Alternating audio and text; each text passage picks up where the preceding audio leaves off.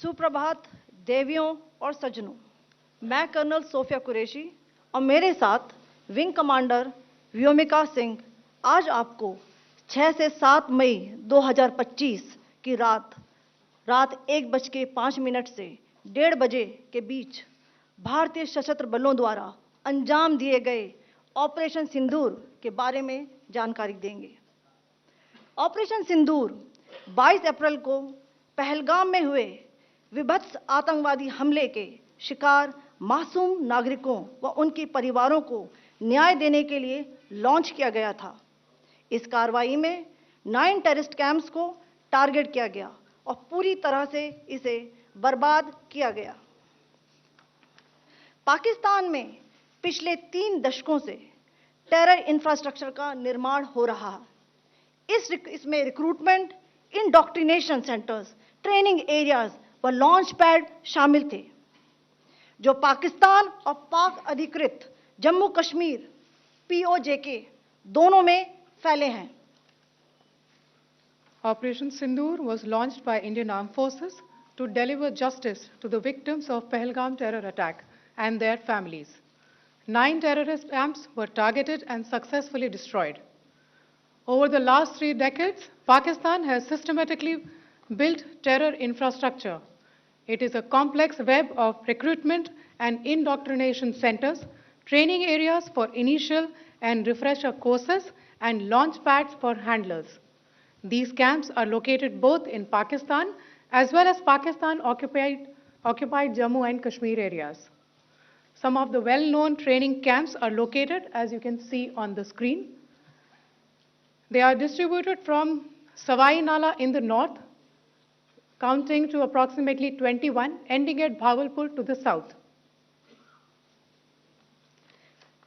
इन लक्ष्यों का चयन विश्वसनीय इंटेलिजेंस सूचनाओं के आधार पर हुआ ताकि आतंक गतिविधियों की रीढ़ तोड़ी जा सके और यह खास ध्यान दिया गया कि निर्दोष नागरिकों और सिविलियन इंस्टॉलेशन को नुकसान न पहुंचे। The selection of these targets for Operation Sindoor was based on credible intelligence inputs and role of these facilities in perpetrating the terror activities. The locations were so selected to avoid damage to civilian infrastructures and loss of any civilian lives. This was done with due diligence, and the camps selected for targeting and their engagement will now be shown to you one by one. POJK के target मैं आपको बताना चाहूंगी। सबसे पहले सवाई नाला camp Muzaffarabad, जो कि POJK के लाइन ऑफ कंट्रोल से 30 किलोमीटर दूर है।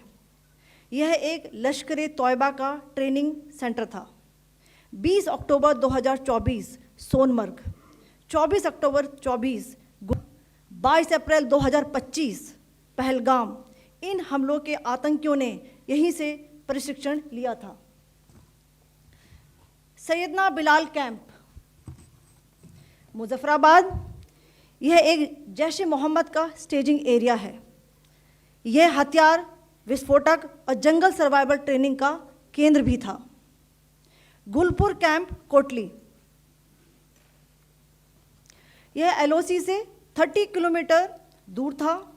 लश्कर तौयबा का बेस था, जो रजौरी पुंछ में सक्रिय था।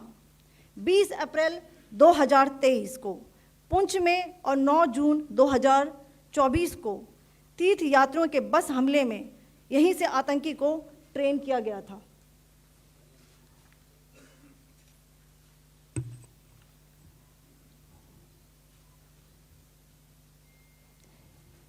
बरनाला कैंप बिम्बर, ये LOC से 9 किलोमीटर दूर है। यहाँ पर हथियार, हैंडलिंग, IED व जंगल सर्वाइवल का प्रशिक्षण केंद्र था। अब्बास कैंप कोटली,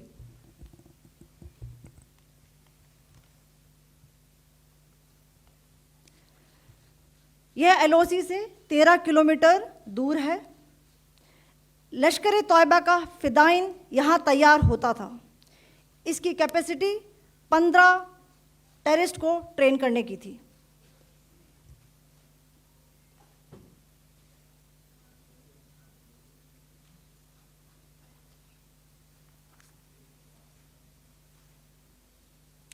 अब मैं पाकिस्तान के अंदर के टारगेट से अवगत कराना चाहूँगी। पहला, सर्जिकल कैंप सियालकोट। यह अंतर्राष्ट्रीय सीमा से 6 किलोमीटर की दूरी पर है, सांबा कठुआ के सामने।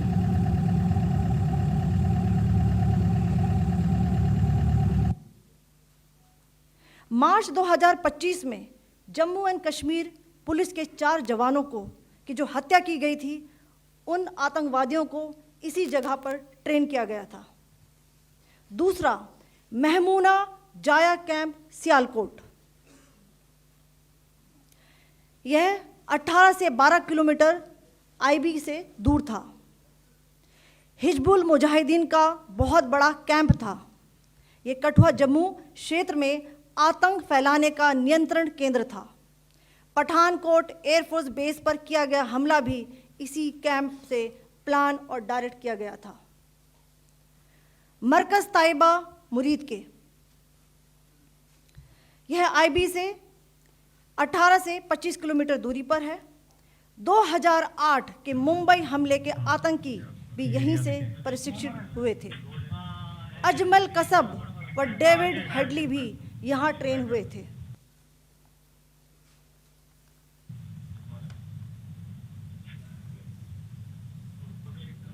आगे दूसरा आया।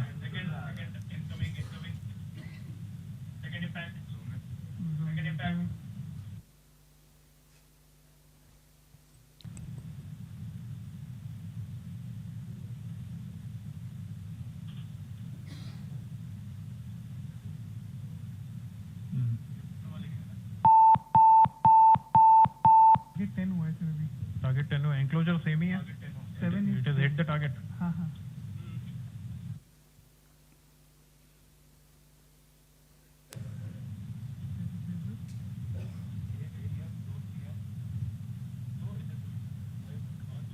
आ गया सर, इम्पैक्ट।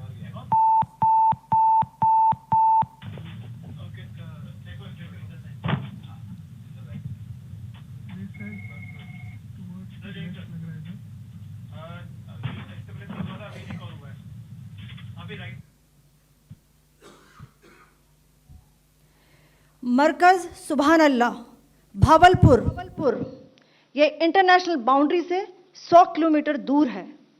जैश ए मोहम्मद का मुख्यालय था। यहाँ पर रिक्रूटमेंट, ट्रेनिंग व इंडॉक्ट्रिनेशन का केंद्र भी था। शीर्ष आतंकी अक्सर यहाँ आते थे। मैं आप सबको बताना चाहती हूँ कि किसी भी सैन्य ठिकाने का निशाना नहीं बनाया गया और अभी तक किसी तरह की नागरिक क्षति की रिपोर्ट नहीं है। धन्यवाद। जय Hind. The strike on the terror camps were undertaken through precision capability, as shown to you. A niche technology weapons with careful selection of warheads was ensured so that there will be no collateral damage.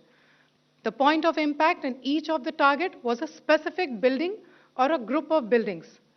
All the targets were neutralized with clinical efficiency, and the results reiterate the professionalism of the Indian Armed Forces in the planning and execution of their operations. No military establishments were targeted. India has demonstrated considerable restraint in its response. However, it must be said that the Indian Armed Forces are fully prepared to respond to Pakistani misadventures, if any, that will escalate this situation. Jai Hind, and thank you very much.